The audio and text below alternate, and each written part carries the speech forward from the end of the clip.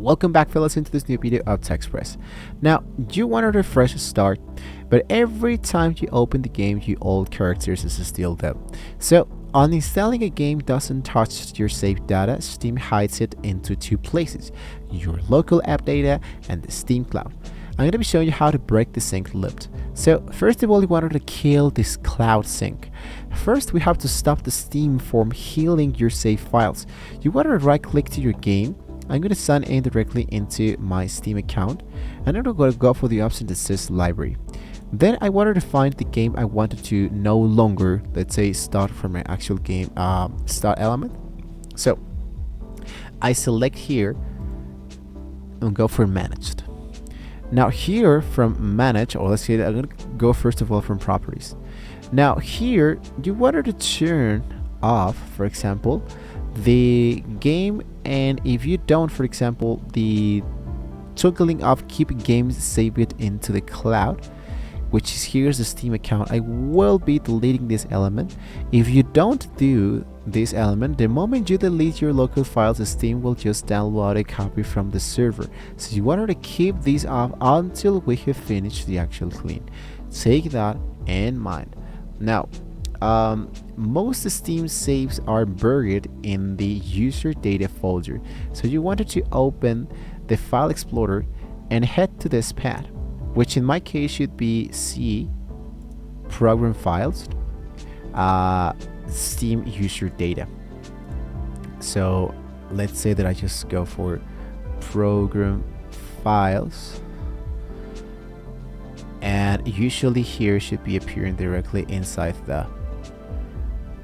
So click into your PC here, program files 86, and directly inside here I want to scroll down to Steam and go for user data, which usually appears directly inside here. Now inside you will see folders with random numbers. To find your game, go to its Steam store page into your browser and look at the URL, right? So like this, usually you can find the 6-digit number, which is the app ID, which in this case should be appearing here, the actual properties. Game version, here I have the 1222730, and it should be appearing here the actual game. So take that in mind when you wanted, of course, to get started with this kind of games. In my case, I believe that we have a lot of games, but there's nothing installed yet. So that's totally fine, because we don't want to get started right now to play this kind of games so far. I mean, yet. So once you finish with this element, once you have finished with this kind of stuff, what we're focusing on now is the search for the app ID folder, as you did here, which in my case here it is, and this just go for delete. This wipes your local settings and the saves. Now, a few warnings that I can be telling you is that some modern games also saves data in your documents or into your local app data. So you can check or delete any folder with the game's names. So once, if the cloud still won't clear, we have to force this, because we wanted to go directly from Windows, and you wanted to go for run box and type the comments to open the secret Steam console, which in this case should be type Steam like this, open console. There we go, and there we go. Now here what I need to do is to type, let's say for example, cloud sync up, follow it by your game's app ID. This tells Steam my local folder is empty, make the cloud empty too. Once you see the success message, the cloud is officially wiped, you're actually good to go.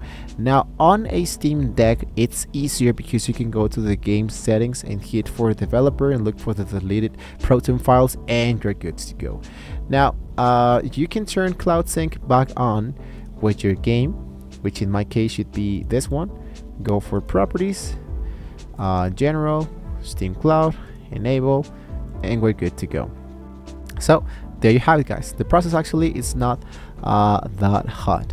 So if you're resetting because of a game crash, watch the next video.